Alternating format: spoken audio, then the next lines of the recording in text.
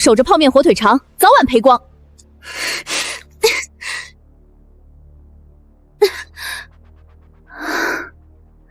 掌柜的，可有取暖之物？严岛君就去横店，别碰我的泡面。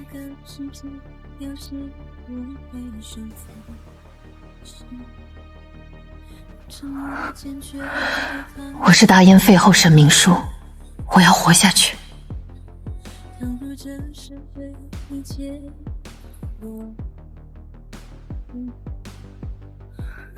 你从哪儿进来的？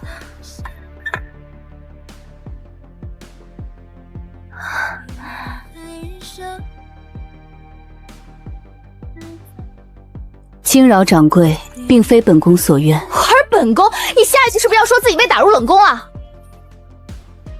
正是。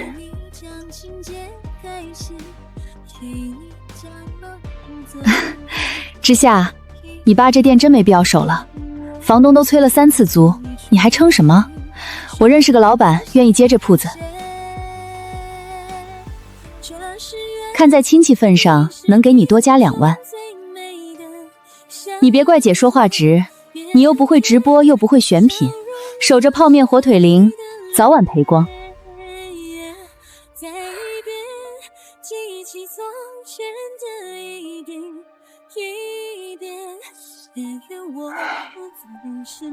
你要买什么？能让人暖起来的东西，越快越好。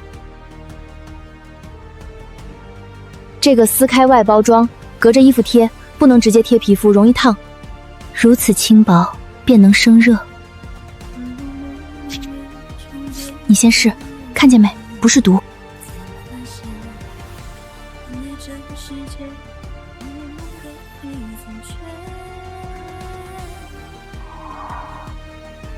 掌柜的，此物如何作价？你别叫我掌柜，我叫林之夏。林姑娘，也别姑娘姑娘的，听着像古装剧。此物够换多少？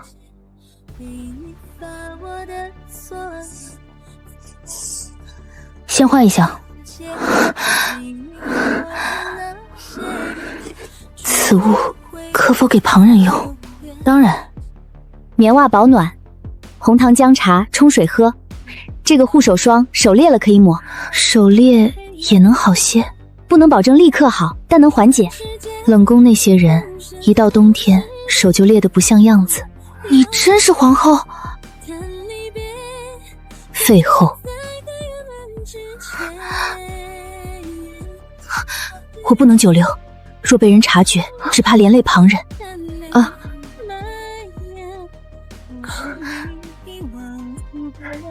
这个也能吃，拆开直接吃，别泡水。林姑娘为何帮我？小本生意，童叟无欺。你给钱，我给货。好，若我还能活着回来，必不欠欠。林之夏，你这里真是民间铺子？是啊，那这些东西，寻常百姓也能买？只要有钱就能买，只要有钱。原来1000年之后，女子也能开铺。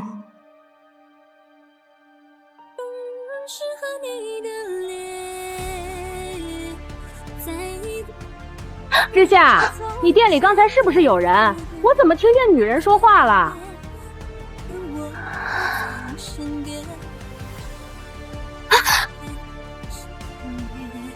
林之夏，开门！我刚才真听见有人说话。开视频。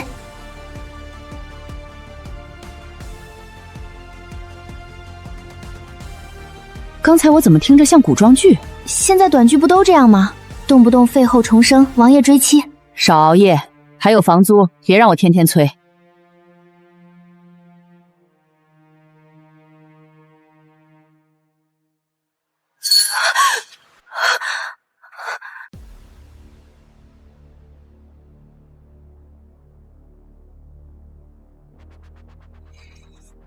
之夏，昨晚我说的事你好好想想，那个老板还愿意等你2天，别犟，成年人要学会止损。金餐鉴定。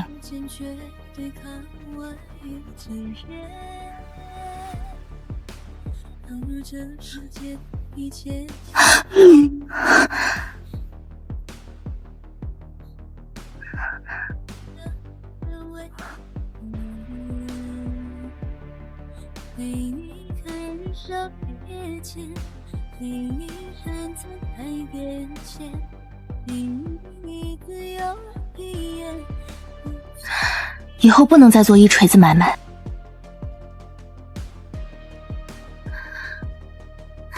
娘娘，这是何物？取暖之物。娘娘，莫不是旁人设的局？这是缘，已是命中最美的相它在发热，不是火，也不是炭。林姑娘说，不能贴着皮肉，隔着衣料用才稳妥。娘娘，这是不是神物？不是神物，是一位姑娘给我的生路。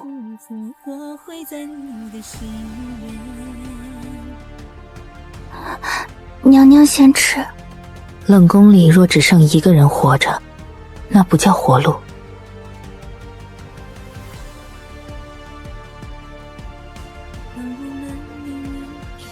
娘娘这里今日倒暖和些。这个隔衣贴，若发烫便立刻取下，老人家用更要有人守着。多谢娘娘。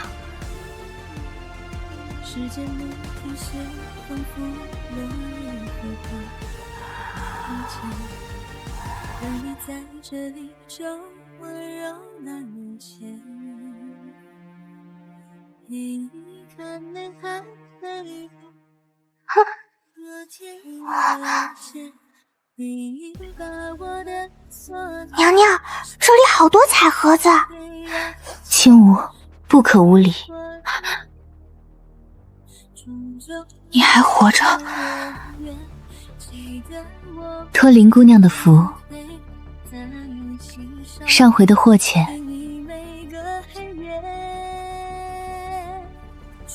以后交易都记账，你买什么，数量多少，用什么底，都写清楚。不能赊太多，也不能来路不明的东西乱换。娘娘的东西怎会来不明？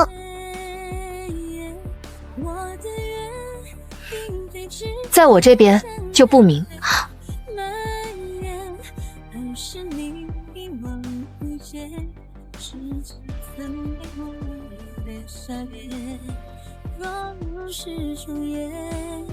这个净手，这个保暖，这个手裂了能抹，手套也能封风。这镜子怎这样亮，连睫毛都看得清。这个也要。林掌柜，奴婢也想买一支护手霜，自己的。奴婢知道不该贪心，可手裂开时夜里真疼。这个算赠品。赠品是何意？就是买多了送的。你家娘娘今天买的多。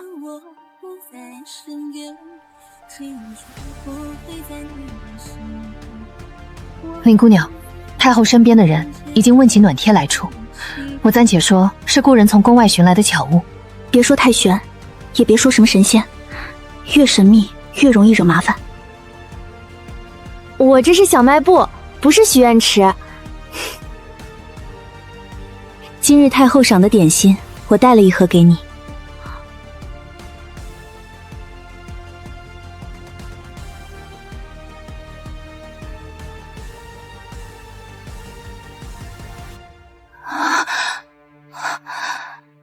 太后已经开始追问。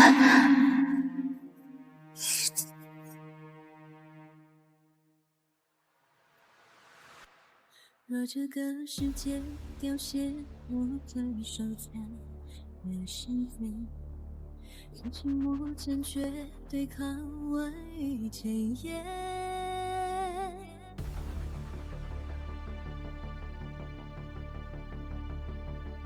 之夏，你这是开窍了？前阵子不是说快转店了吗？暂时不转，进点实用货。这个不错。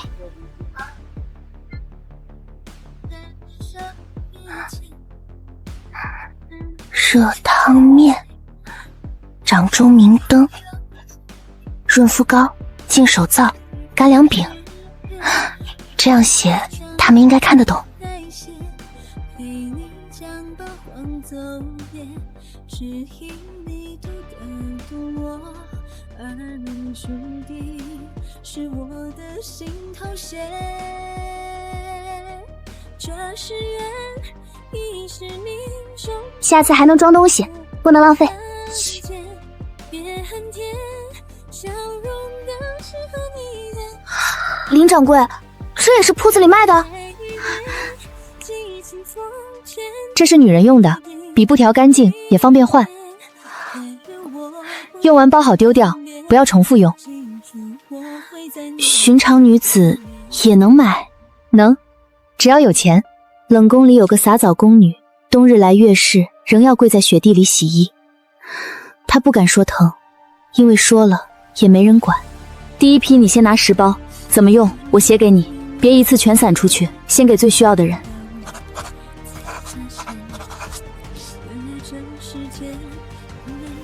娘娘，若有人不还呢？那就当我送他一回体面。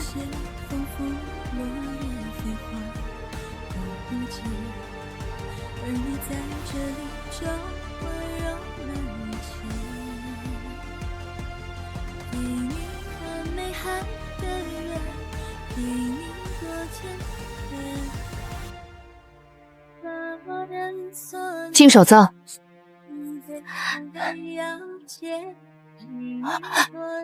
膳房有没有钱？有来有往，人才敢再来。记得我不曾后退，在你心上陪你每个黑夜。转世间不舍的是对你。苏贵妃宫里近来查得很严，有人因手上多了一面小镜，被盘问半日。她怀疑你了？还没有证据，可她一向谨慎，凡是她看不懂的东西，都会想攥在手里。天爷，这掌中明灯可照多久？看电池，电池用完就不亮，这个不能随便让人看见，真遇到夜里找东西或者危险时再用。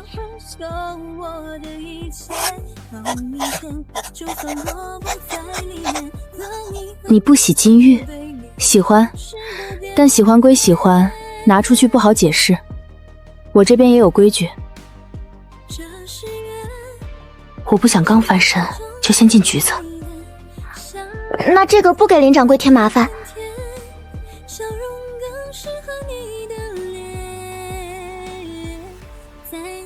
冷宫外已经有人来问，不是为了讨好我，只是为了少疼一点，少脏一点，少被人看轻一点。这个更厚，夜里用。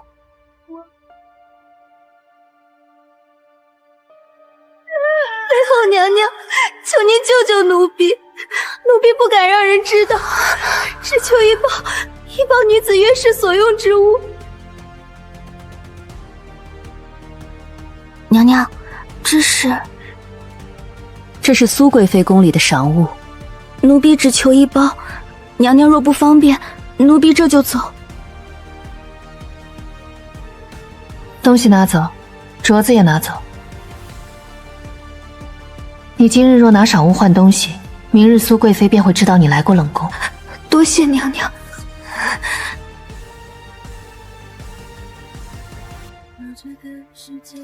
娘娘，苏贵妃会不会已经知道了？她未必知道是什么，但她一定知道冷宫里多了她看不懂的东西。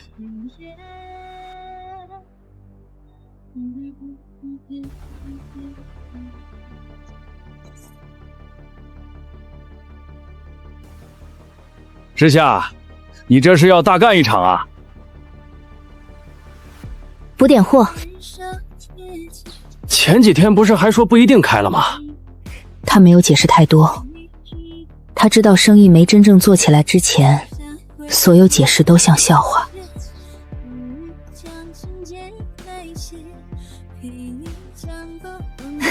大家看，这就是我妹妹家的老店，很有年代感吧？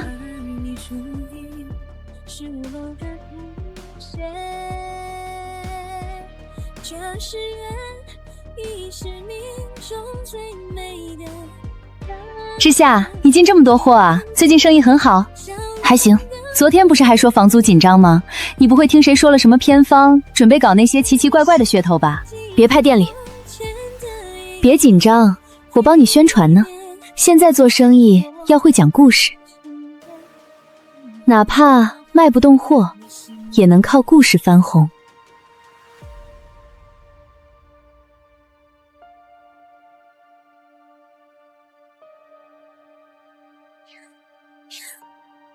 我这里卖的都是正规商品，进货单、供货商日期都有。你要拍，可以拍这些。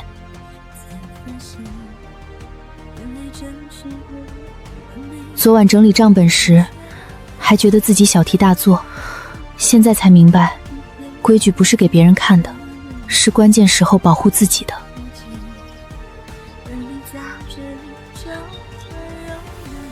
少你的玉镯呢？奴婢收起来了，是怕碎。本宫赏出去的东西，原是给你们带着体面的，收起来倒像本宫亏待你。奴婢不敢，娘娘恕罪。别怕，本宫只是问问。听说最近冷宫那边热闹了些，废后姐姐清苦多年，若真有短缺，宫里该照应。你们若听见什么，也该告诉本宫。不知，奴婢不知。娘娘，要不要奴才派人去冷宫查查？查什么？查一个废后如何过冬。沈明书若真有本事，就不会在冷宫熬到今日。可若他背后有人，那便不同了。奴才找个由口去冷宫走一趟。别惊动太后，太后最近睡得安稳，偏偏是在冷宫送了东西之后。本宫倒想知道姐姐手里到底藏着什么巧物。内务部盘点冬日旧物，还请娘娘行个方便。既是内务部规矩，便查。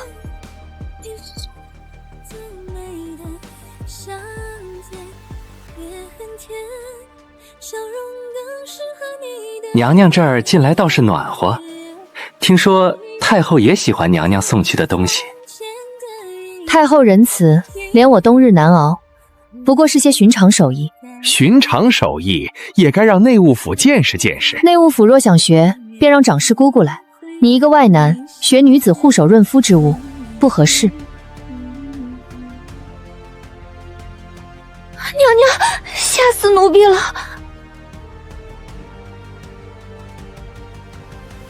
他还会再来，下一次就不只是试探了。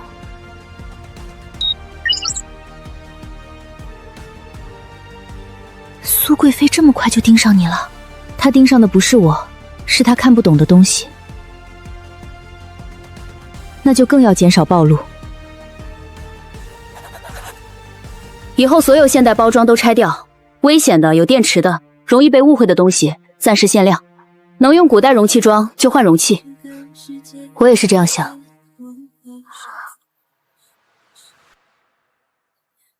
那小镜子还能买吗？能，但别到处炫耀。奴婢没有，奴婢只夜里偷偷找。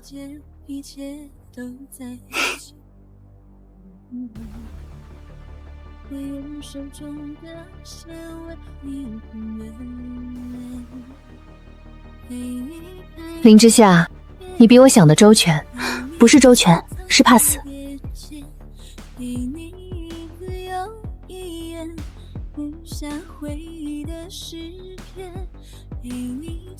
两个怕死的人，因为同一门生意，开始学着一起活。有些人啊，卖不动货就开始讲故事，什么老店传承，什么神秘货源，听听就好了。大家买东西还是要看正规渠道。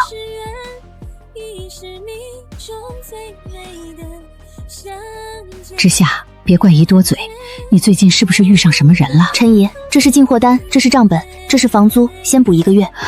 你爸在的时候最怕你逞强，现在看来你比他想的有主意。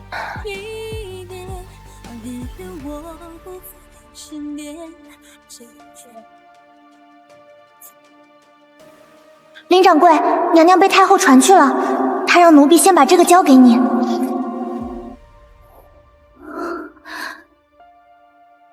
救救太后，听起来像求助，可放在深宫里，也可能是一把刀。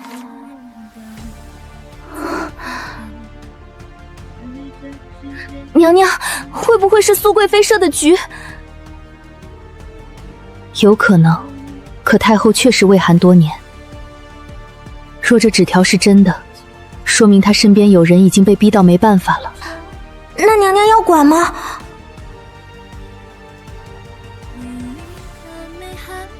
不争也未必安全，推到冷宫尽头会把手伸进来。太后寿宴在7日后，按宫中规矩，冷宫废后本不该献礼，但若太后主动问起，便不能空手。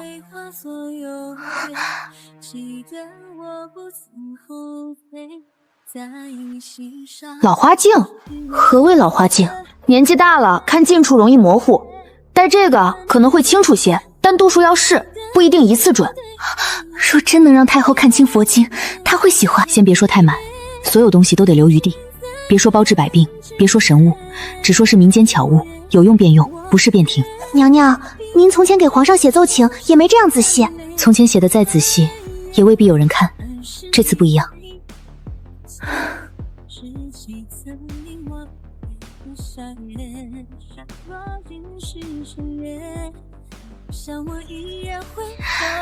这不是卖货，更像在准备一场翻盘。太后寿宴那日，若有人问冷宫献礼从何而来，便只答一句：废后娘娘自己熬过寒冬，知道什么东西真正有用。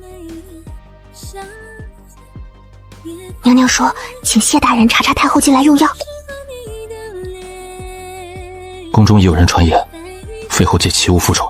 娘娘才不是要复仇，让他们传，流言传得越盛，寿宴那日看的人越多，看的人多，苏贵妃反而不好轻易动手。娘变了，太冷，人若不变，就冻死了。娘变了，这些够了，别贪多，越贵重越容易被怀疑。我明白。你想回后位吗？从前想过，被废那日，我跪在殿外，想等他出来问我一句。后来等了一夜，血落满肩，也没人来，所以现在不想了。那你想要什么？我想先拿回我的名字。送你。这是笔，比毛笔方便。你不是要先拿回名字吗？那就先把它写顺手。多谢。最近有些老店突然开始卖所谓古风好物，大家一定擦亮眼才，别被情怀。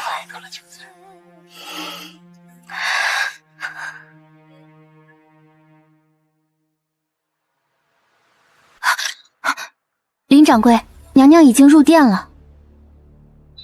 姐姐多年不出冷宫，今日能来，太后定然欢喜。只是姐姐这份寿礼，瞧着倒朴素。太后御寒，臣妾无贵重之物，唯有几件实用巧物，愿太后冬夜少受寒苦。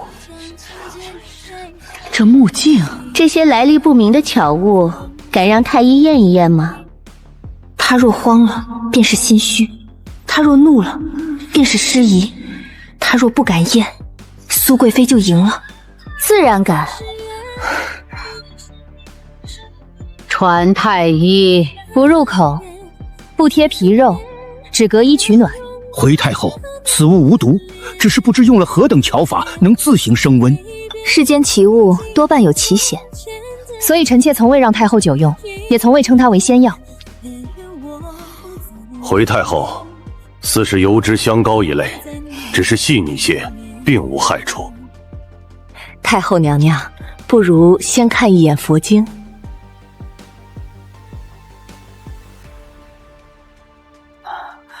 这字清楚了，竟在冷宫里，竟还能想。臣妾受过寒苦，所以知道寒苦难熬。臣妾不敢献奇珍，只愿太后冬夜安稳。有心了，有心了。成了。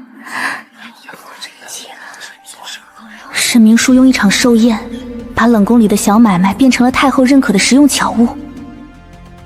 娘娘离开太后殿时，很多宫女偷偷看您，那些目光和从前完全不同。从前他们看废王是避嫌，现在看他是想知道他手里还有什么。林掌柜，娘娘说今日不宜亲自过来，宫里眼睛太多。娘娘说这是今日货款。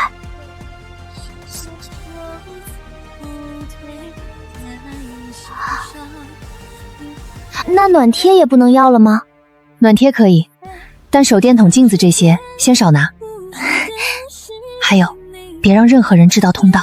娘娘还让奴婢问一句，林掌柜，你家这铺子是祖上传下来的吗？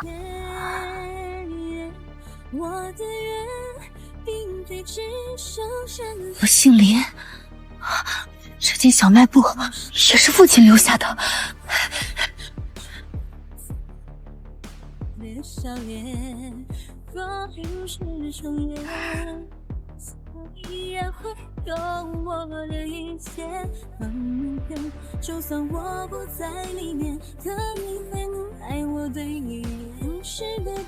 你从哪儿找到的？冷宫旧库房，那里堆着前朝废弃旧物，平日无人靠近。今日轻无收拾赏赐，意外撞开了墙角暗格，里面除了木匣，还有一封旧信。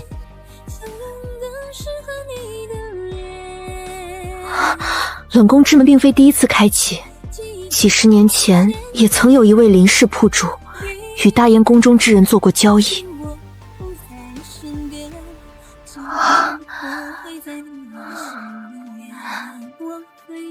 后来那位林氏铺主关闭门路，大燕宫中因此生了一场大乱。从今天开始，所有货都减半，带字的包装全部不能留。你那边也要查一遍，谁能接触这些东西？我回去便查。林之夏，若这扇门会牵连你，我可以暂时不来。暂时不来，你吃什么用什么，怎么应付苏贵妃？门不是你一个人的麻烦，我爸既然知道，就说明这件事早和我们家有关，要断也得查清楚再断。好。之夏，你别慌，有人投诉你店里卖来源不明的东西。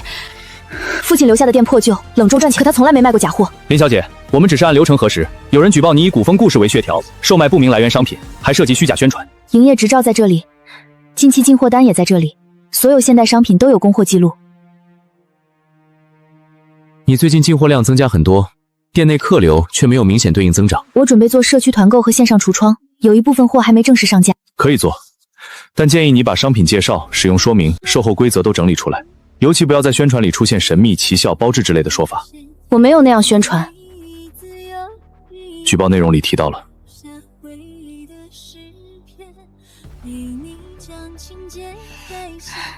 有些老店能做的，我们新品牌也能做。大家不用去小巷子里听故事，来我直播间，正品好物直接上车。这不是欺负人吗？现在最重要的不是吵架，是把你和他的货区分清楚。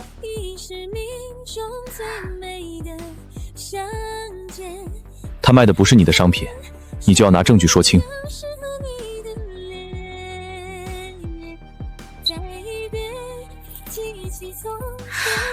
这里没人搜工，但有人用镜头和评论把脏水泼到你门口。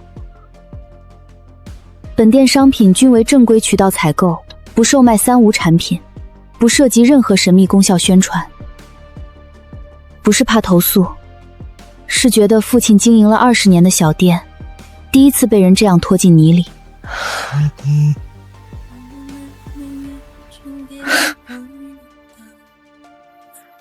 以前总觉得他只是势利，现在才明白，有些人不是看不起你，是见不得你起来。臣妾并非疑心姐姐，只是宫中近来流言四起，有人说冷宫里有来历不明之物，此事若不查清，反倒会伤了姐姐清明。明书送来的东西，太医已验过，验过献礼，不代表冷宫没有其他东西。臣妾担心有人借姐姐之手扰乱后宫。要查，便让秦嬷嬷一同去。太后英明。娘娘，他们要搜宫，把该藏的收好，藏不住的就摆出来。摆出来？暖贴皂、润肤膏这些，太后都见过，越藏越像有鬼。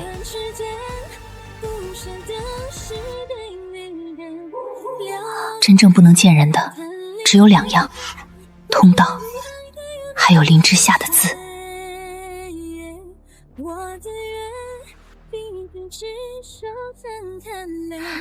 这些都烧掉，有些工人还不会用，若全烧，容易出事。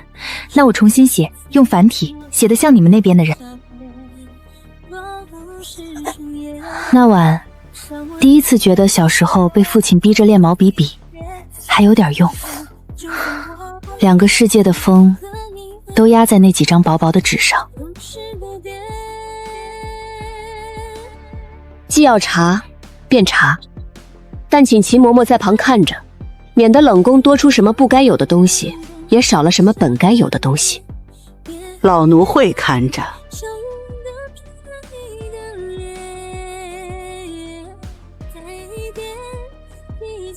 这些都是何物？太后寿宴上已验过，若大人不放心，可再请太医。太后用过的东西确实无碍。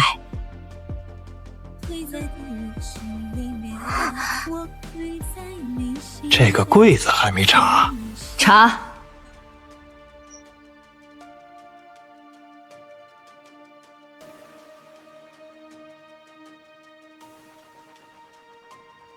这是什么？娘娘不是说冷宫里没有来历不明之物吗？安神粉，睡前服用。我从没卖过什么安神粉，更不会写睡前服用这种话。那包粉末是有人故意塞进冷宫的，可我的字为什么会在上面？废侯娘娘，这也是太后寿宴上验过的巧物，请嬷嬷封存此物。娘娘不解释？解释不急，此物来历不明，又被人从冷宫柜中翻出，若此刻有我碰了，反倒说不清。冷宫今日搜查，有哪些人进来，翻过哪些柜子，也请嬷嬷一并记下。方才是你翻出的？奴才只是奉命查验。奉谁的命？奉内务府规矩。那便请内务府也给一个明白，只有冷静与分寸。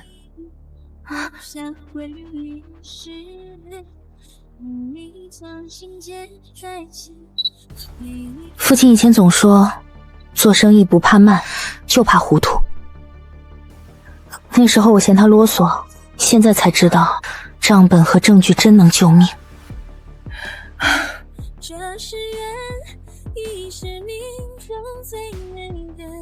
大家好，我叫林之夏，这是我父亲留下的小卖部。今天只说明3件事：第一，我店里所有商品都有正规进货记录；第二，我没有授权任何人打着我的名义卖所谓古风好物；第三，我卖的是货，不是故事，更不是假东西。准备转型，老店活不下去就学新办法，但学新办法不等于卖假货。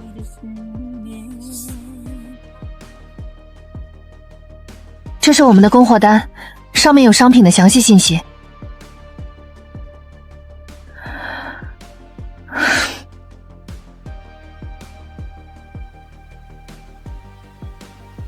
之夏，你至于吗？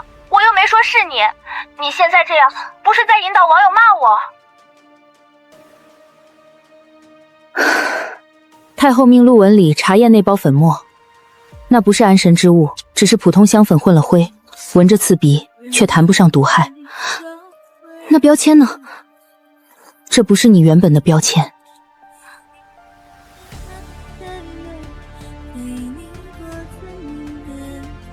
有人模仿我的字，或者说模仿你带回去的那些字，所以冷宫里有内鬼。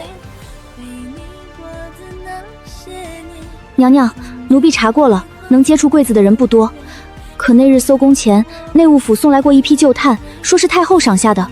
谁送的？一个生面孔的小太监，他说是替秦嬷嬷跑腿。青乌，那名小太监并非内务部的人，原在花房当差。最近他被苏贵妃宫里的长侍太监叫去过2次。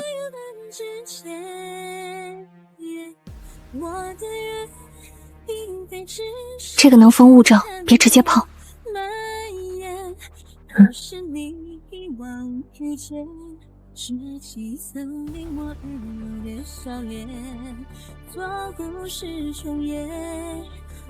你看，评论都在骂他活该。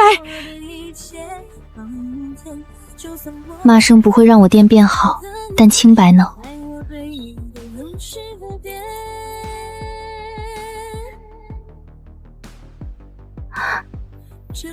你可以试试，老店有信任基础，别浪费。谢谢。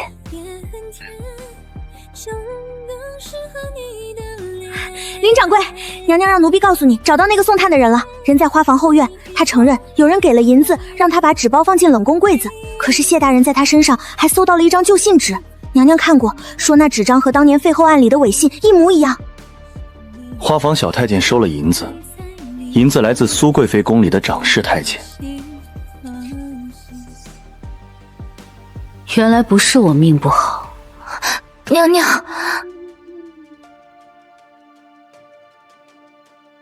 谢灵渊，证人不能死，臣在，证物不能丢。今日之后，不要再单独见我。娘娘是怕苏贵妃倒打一耙，她一定会。我已因一封伪信被废过一次，不能再因私见外臣给她第2把刀。沈明如太清醒了，清醒到让人心疼。明明最该崩溃的人是沈明如，可她第一时间想的不是喊冤，也不是报复，她想的是怎么把真相稳稳送到该看见的人手里。明天要去见太后，冷宫里没有像样衣裳，若穿旧凤袍去，像求复位；若穿破衣去，又像卖惨。这件刚好，带着。你不是要拿回名字吗？关键时候自己写。这是我入宫前母亲给我的，不是货款，是寄放。若我明日回不来，劳烦你替我收着。别说这种话。林之夏，深宫里没有必胜的局，我只是尽力把书面压到最小。那你自己回来拿，我不替你保管太久。你这孩子，忙也要吃饭。那枚玉佩扼着掌心，像是在提醒我，他正在走进一场没有必胜的局。你要重提旧案？臣妾明白，臣妾求太后重查3年前伪信一案。林叔，哀家可以护你一时，但旧案重查动的不是一个苏贵妃。可若因难查便不查，那臣妾的名字便永远只能写在罪册上。臣妾求的不是恩典，是一个明白。回太后，冷宫搜出的粉末并无安神之效，标签字迹虽似，却非原字，此物更像栽赃而非使用之物。当年伪信，你可还记得？臣记得，那时臣曾说过，皇后娘娘常用簪花小砍，而那封信有数处收笔不合，只是臣人微言轻，未能入奏。传苏贵妃。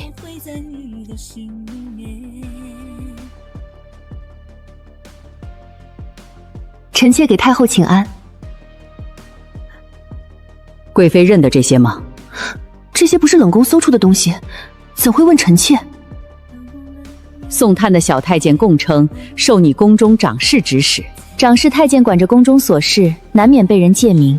若他真做错，什么都像不知情，什么都能推给底下人。贵妃说的有理，所以臣妾也不敢单凭一个奴才证词便疑心贵妃。姐姐能这样想便好。这是谢府统领从花房旧册中查到的领用记录，那批供纸3年前封存后，只有3处领过，一处是御书房，一处是太后殿，还有一处是贵妃当年未封妃时的御福宫。宫中纸张流转，何止经一人之手？姐姐凭这个便要攀扯我，自然不止。荒唐！几10年前的旧账也能拿来污蔑臣妾？贵妃急什么？臣妾还没说冷宫之门，臣妾说的是冷宫之门外有人常年窥探。这些日子，贵妃宫里的人已不止一次试图将赃物送入冷宫。若只是好奇，何必栽赃？若只是关心，何必伪造？姐姐被废多年，心中有怨，臣妾能理解。够了，你谨守宫规，便先把协理6宫之权交出来。太后，此案未清前，你宫中所有掌事之人交由秦嬷嬷盘问。是，废后旧案，哀家会请皇帝重审。谢太后。小姐，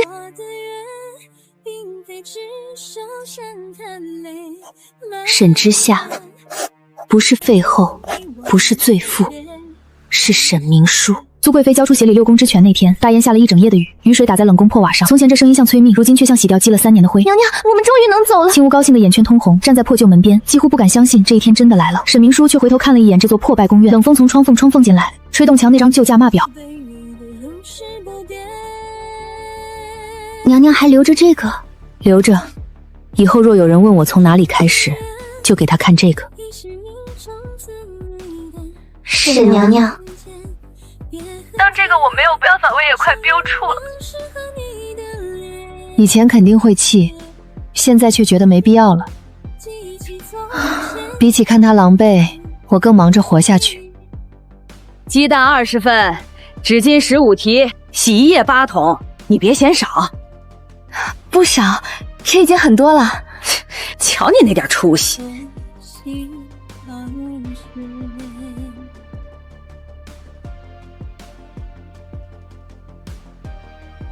这些要保留票据，这些最好拍照存探，宣传语别写功效。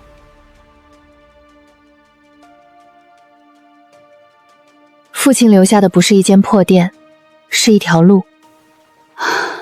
你爸要是看见，会高兴的。只是从前我一直低着头，看不见他通往哪里。林掌柜，苏贵妃宫里的长侍太监被审出许多旧账了，不止陷害冷宫，还牵出3年前违信案里几个关键人。太后震怒，皇帝也终于不得不重审旧案。沈家旧罪虽不能一夜翻尽，却已经洗掉最重的污名。苏贵妃被撤了协理6宫之权，禁足御夫宫。她曾用温柔织出来的网，如今一寸寸缠回自己身上。林掌柜，您不知道，贵妃宫里现在安静得很。从前那些围着她转的人，如今都说自己只是奉命行事，这很正常。靠风向站队的人，风一变跑得最。娘娘也这样说。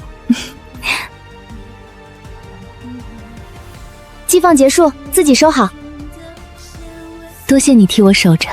说好不替你守太久的。林之夏，太后让我暂掌后宫旧案，从前被压下的宫人冤案积了很多，我可能会很忙，忙点好，查案就得记清楚，证人、证物、时间都写下来，别只靠记性。沈明书3个字，比上次更稳。你还会想回后位吗？若有一日需要，我会拿回；若不需要，后部于我也只是个位置。我现在更想知道，坐在那个位置上的人该……第一晚摔进小卖部的女人，只想要取暖之物。现在她不只想让自己暖起来，她想让更多困在雪里的人有一条能走出去的路。小卖部的生意越来越稳，我不再靠大雁那边的金银续命，现代的账也终于能自己赚起来。每一笔钱都来得慢，但踏实。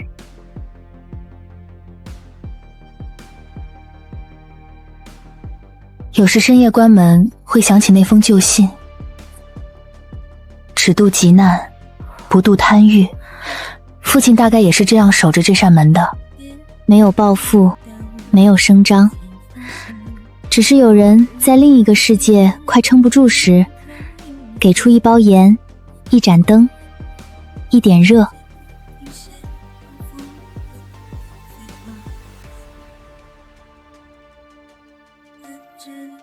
我来取那批新本子。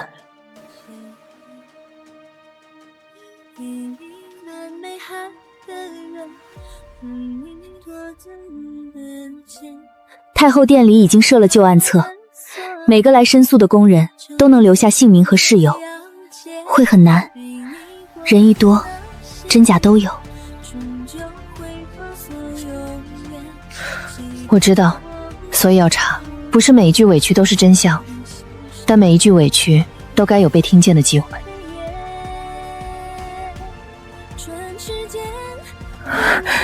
沈明书，你真的不一样了，你也不一样了。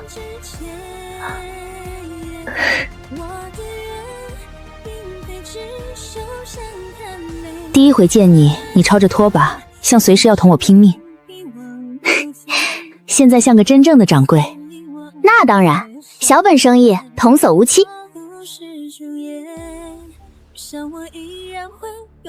这句话兜兜转转又回到最初，可我们都知道很多东西已经不同了。林之夏，若有一日这扇门关了，你会怕吗？会，沈明基，但不会像以前那么怕。以前怕电倒，怕钱债，怕亲戚看笑话，怕自己撑不起父亲留下的东西。现在还是怕，可手里有账本，有货架，有一点点攒起来的底气。门若还在，便渡极难；门若关了，日子也要继续往前过。我也是。这一次不像告别，更像各自回到自己的战场。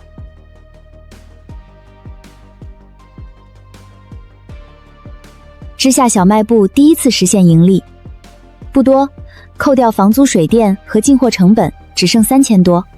瞧你那点出息！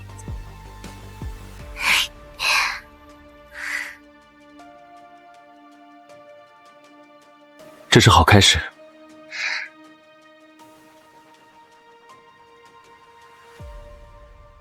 父亲笔记：若货架起风，不要怕，也不要谈。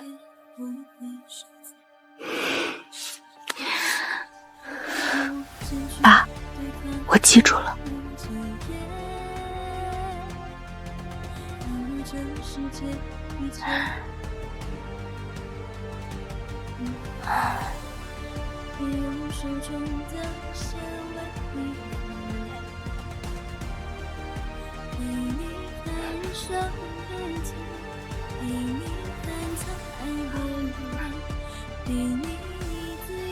不是沈明书常来的那阵冷风。